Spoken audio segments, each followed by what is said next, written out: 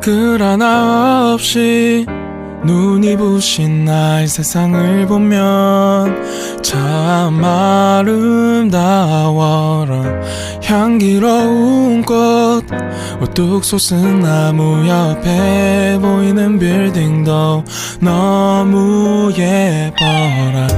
어떻게 이렇게 나 예쁠 수가 있는지, 누군가가 없었다면 가능이나 했을지.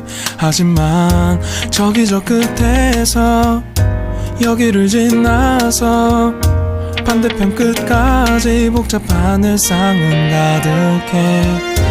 엄청난 전쟁, 그게 전쟁이지만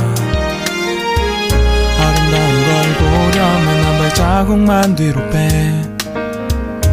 복잡한 일상, 가득한 일상에만 빠져 있으면 절대로 볼 수가 없어 아름다운 것. 그때 내가 가야 할 곳 stop. 주님은 내 피난처, 주님은 내 피난처. 하루의 시작을 주님과 함께 영국장로교회 청소년교육자 최준 전도사입니다. 오늘 하루도 주님의 평화가 여러분과 함께 하기를 빕니다. 오늘 9월 9일 수요일 함께 읽을 성경은 창세기 42장 1절에서 17절입니다. 우리의 몸과 마음과 뜻을 다해서 함께 읽도록 하겠습니다. 야곱이 이집트에 곡식이 있다는 이야기를 듣고 자기의 아들들에게 말했습니다.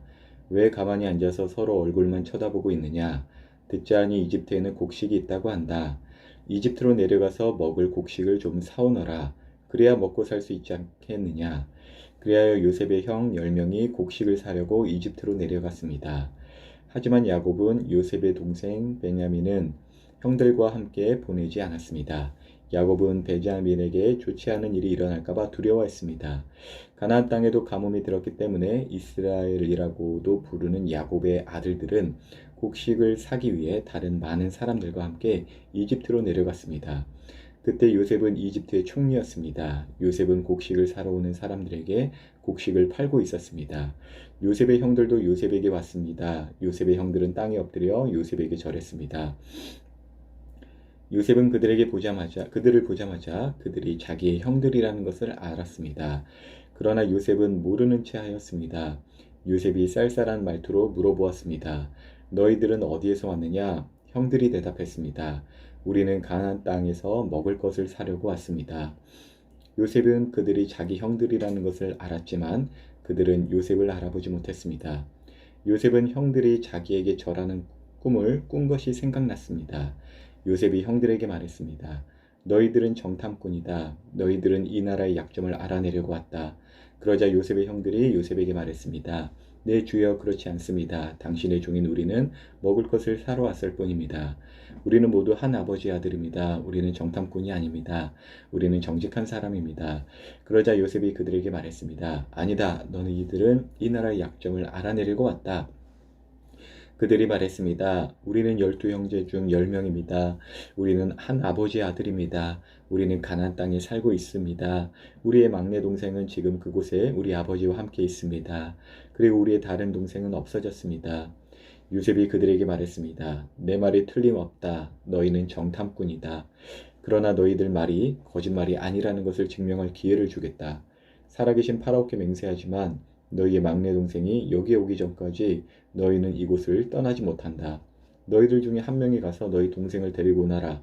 나머지는 여기 감옥에 갇혀 있어야 한다. 너희 말이 옳은지 두고 봐야겠다.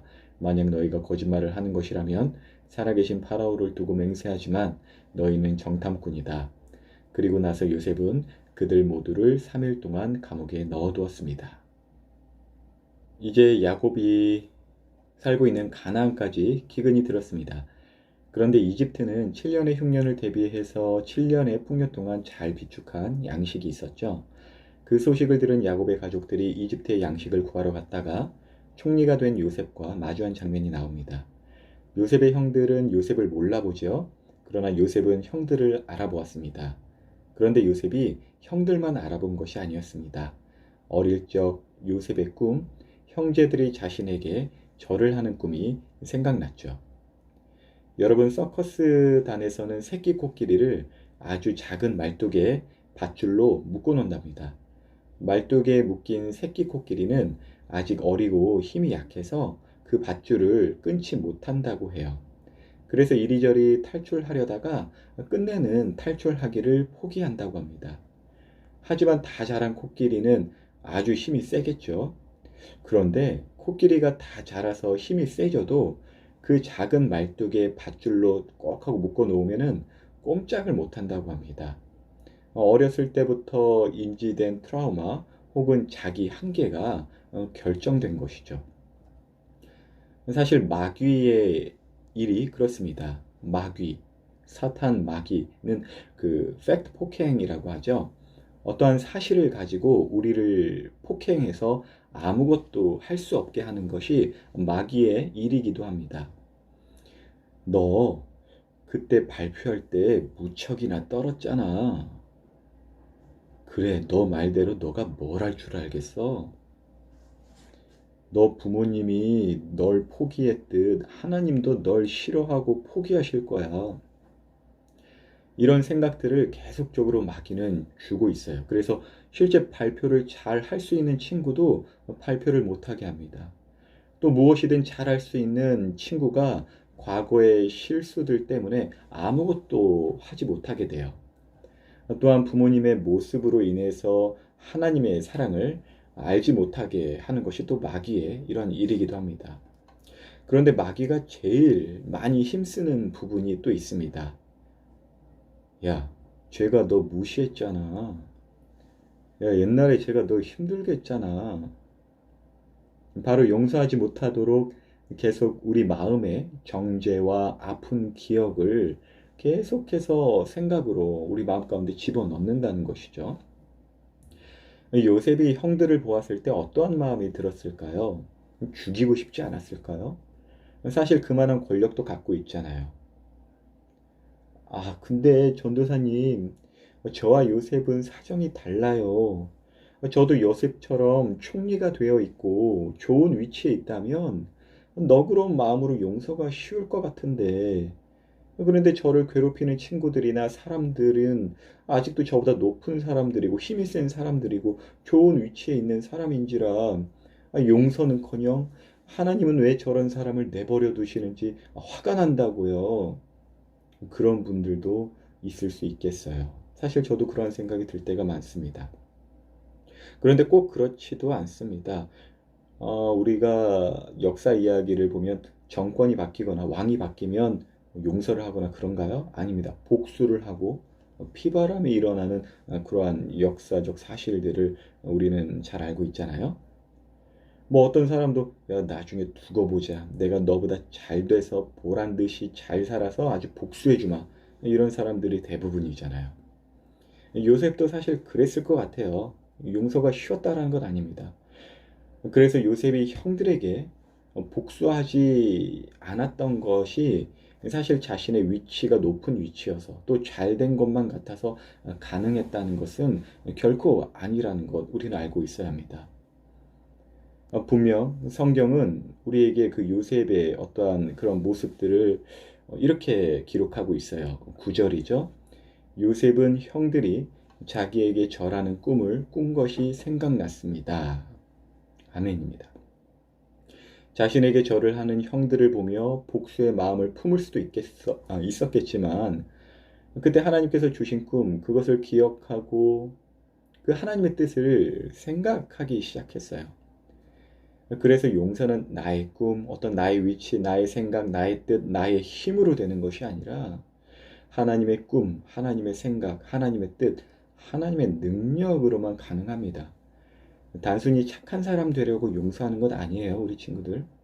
하나님의 사람들은 이미 그것을 뛰어넘습니다. 세상을 창조하시고 다스리시는 하나님과 대화하는 바로 하나님의 사람들이요.